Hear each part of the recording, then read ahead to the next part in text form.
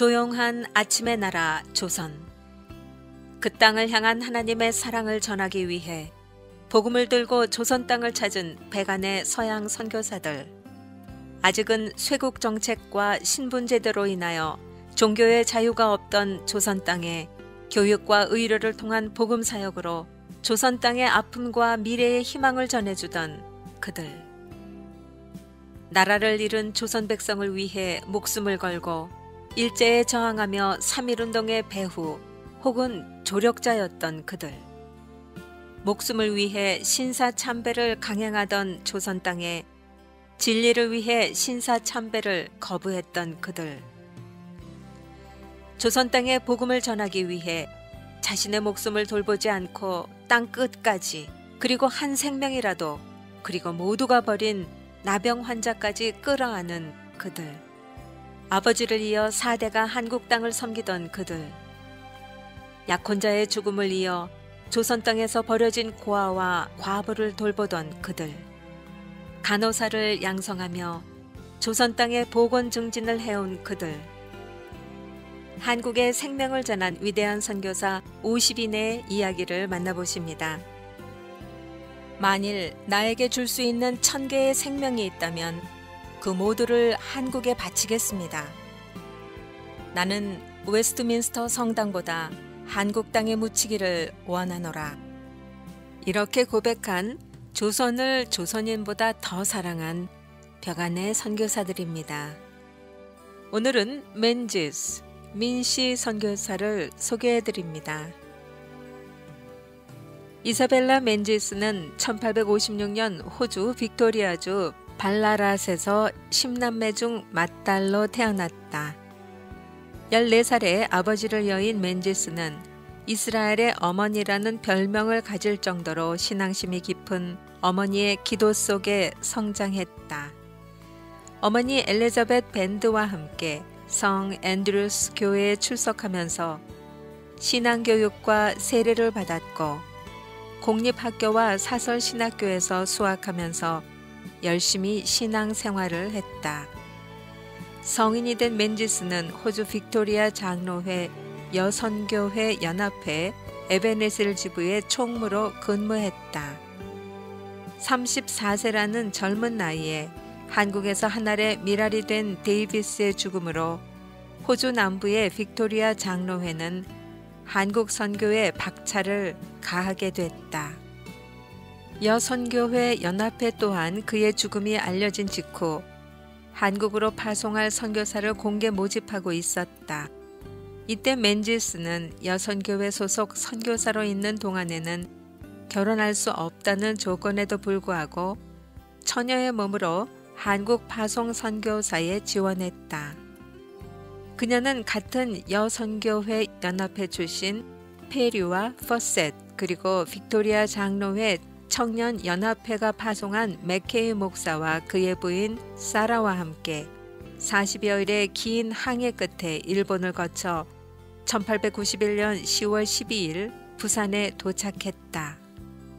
맨지스는 페리와 파셋과 함께 여선교회 연합회가 한국에 파송한 첫 번째 여선교사였다. 이들은 처음에는 일본인 거주 지역에서 하디의 집으로 옮겨가 일정 기간을 보냈다. 그러나 비좁고 드나드는 손님도 많은 그의 집에 장기간 있을 수 없어서 1893년 부산진에 한국인 주택을 매입하고 거처를 옮겼는데 이것이 호주 장로교회의 중요 선교 거점이 된 지금의 동구 좌천동 686번지 일대이다. 이렇게 하여 초량과 부산진이 호주 선교부의 거점이 되었다. 한국에서 선교 사역을 감당하기 위해 맨지스가 가장 중요하게 생각했던 일은 먼저 한글을 배우는 일이었다. 맨지스와 그녀의 동료는 우선 영어를 할 줄 아는 심상현을 만나 한국어를 공부하기 시작했다. 심상현은 그녀에게 한국어를 가르치며 그녀의 사역을 돕다가 신앙을 고백하고 1894년 4월 22일에 부산 지방에서 최초로 다른 두 한국 여성과 함께 세례를 받았다. 이들은 아울러 부산과 경남의 여러 지방으로의 선교 여행을 안내해 줄 여전도인과 복음서 보급을 도울 매서인을 구하는 데 집중했다. 이들은 부산진을 거점으로 고관, 동래에서 주로 활동했는데 부산 지역에 새로운 생명의 바람을 몰고 올 여성 사단들이었다. 부산진의 거처를 정한 맨지스는 동료 선교사들과 함께 여성과 어린이를 중심으로 본격적인 사역을 시작했다.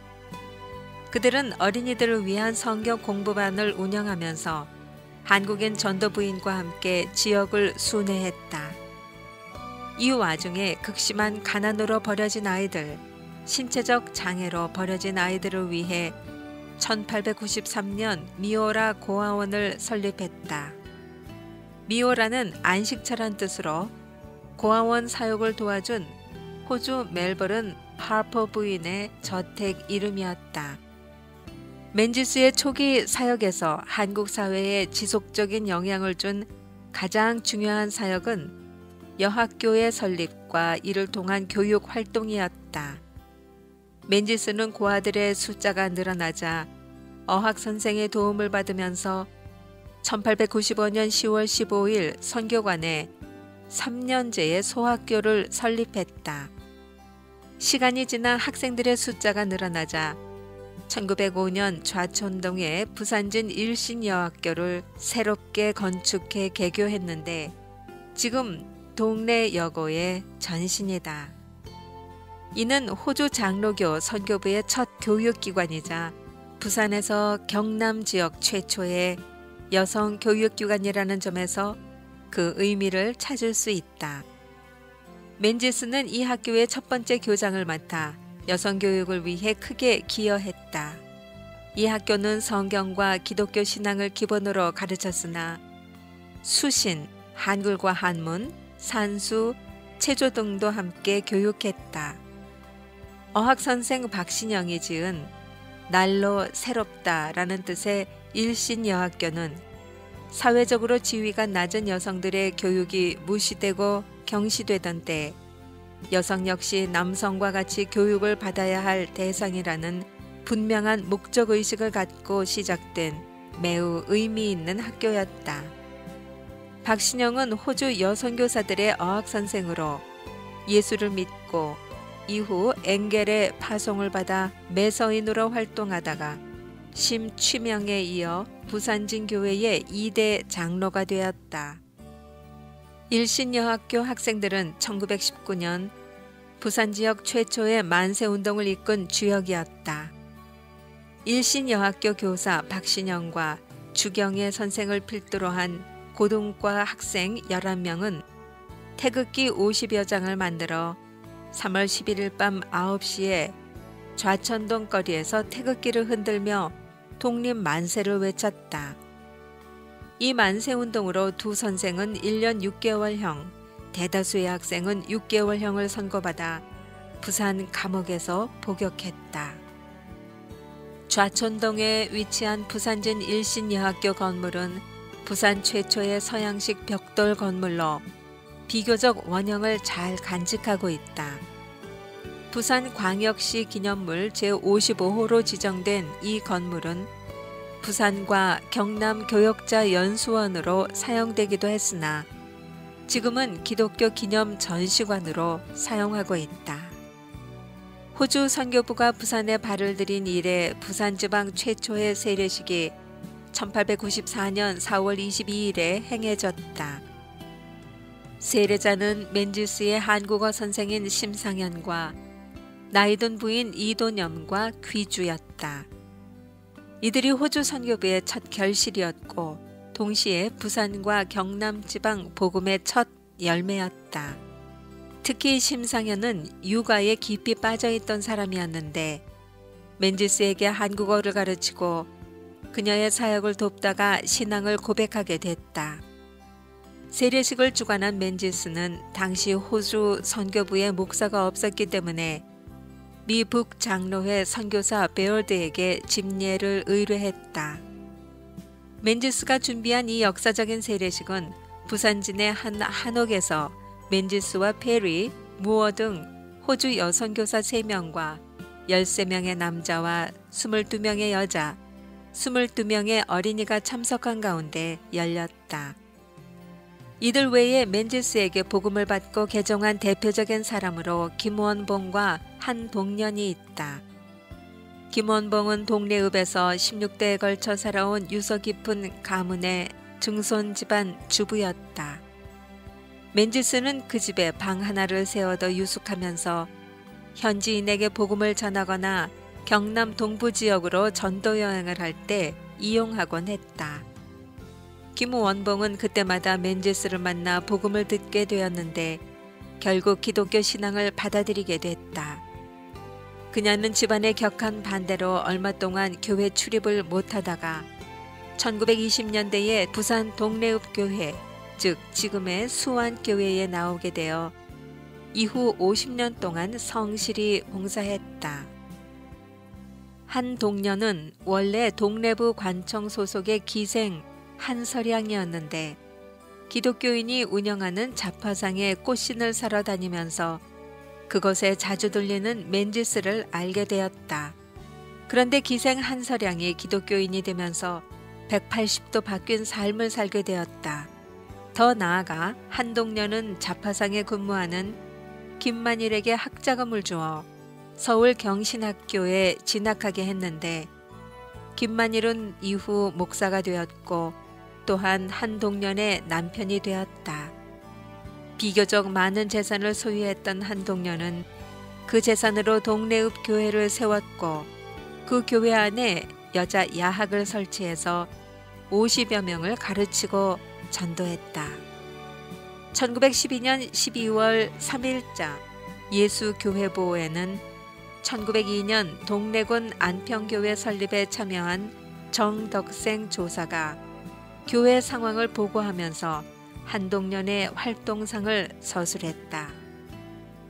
경상남도 동래읍교회 한씨 동년 누님은 주의 일에 열심 창력하옵는데 교회 내에 여학교가 없으므로 여야학교를 설치하여 우금 수년으로 힘쓰는 중이온데 풍우를 피하지 아니하고 열심으로 교수하는 고로 학도가 50여 명이오며 믿지 아니하는 여자들도 입학하여 공부하므로 그 중에서 점점 열매를 맺힌다 하오니 감사하오며 기도하옵기는 야학교가 지나가고 낮학교가 밝아오기를 원하옵나이다. 김원봉과 한동년 두 여성에 대한 세례는 1910년 9월 11일 엥겔 목사가 담당했다. 또한 한동년은 부산진 일신여학교를 동래로 옮기는데 협력하고 유락보통학교와 동래 유치원을 세우는 데도 중심적 역할을 했다. 1891년 한국에 온 맨지스는 자신의 건강과 연로한 모친을 돌봐야 하는 이유로 1908년 선교사직을 사임하고 호주로 돌아갔다. 그러나 한국을 사랑한 맨지스는 1911년 어머니가 돌아가시자 1912년 한국으로 다시 돌아와 1924년까지 전도와 교육, 자선사업 등 값진 선교 사역을 계속 이어갔다. 처음 맨지스와 함께 한국에 온 다른 선교사들은 건강 혹은 결혼으로 선교지를 떠났으나 맨지스는 한국과 한국교회, 특히 당시 경남 지방에서 심혈을 기울여 봉사했다. 특히 선교부의 첫 여성 선교사였기 때문에 여선교사들에게는 어머니와 언니처럼 선교지에서의 크고 작은 문제와 과제를 조정하고 해결하는 역할을 감당했다. 그녀는 후배 선교사들로부터 흔히 호주 선교부의 어머니 혹은 대모로 불릴 만큼 선교부 선배이자 어른이자 지도자였다. 특히 온화한 성격, 풍부한 인간미, 그리고 그녀의 사려 깊은 생활은 한국인들에게도 진정한 신뢰와 존경을 받았다. 그녀의 업적을 높이 산 부산진의 지방 유지들과 부산진 교회는 연합으로 부산진 교회 설립 40주년이 되던 1931년에 기념 행사를 하고 멘지스와 무어의 공로를 기념하는 비를 세웠다. 1914년 선교사의 집 앞에 버려진 멘지스가 양녀로 삼았던 민신복의 결혼식을 위해 66세의 연로한 몸으로 한국을 방문할 정도로 한국과 한국인에 대한 사랑을 끝까지 보여주었다. 민신복의 원래 이름은 신복희였는데 멘지스의 양녀가 되어 멘지스의 한국 이름인 민지사에서 민씨를 따와 민신복이 되었다. 이 민신복은 멘지스처럼 믿음을 가져 복을 받았다는 뜻이었다. 이후 멘지스는 70회 생일을 지낸 후인 1935년 9월 10일 하나님의 부름을 받아 이 세상을 떠났다. 1936년 동네 일신 여학교는 교우회 회보 일신 제8호를 발행하여 고 멘지스 부인을 회고하는 글을 실으면서 성경 구절을 인용했다. 요한복음 12장 24절 내가 진실로 진실로 너희에게 이르노니 밀알 하나가 땅에 떨어져 죽지 아니하면 그냥 한 알 그대로 있고 죽으면 열매가 많이 맺을 터이라. 아멘.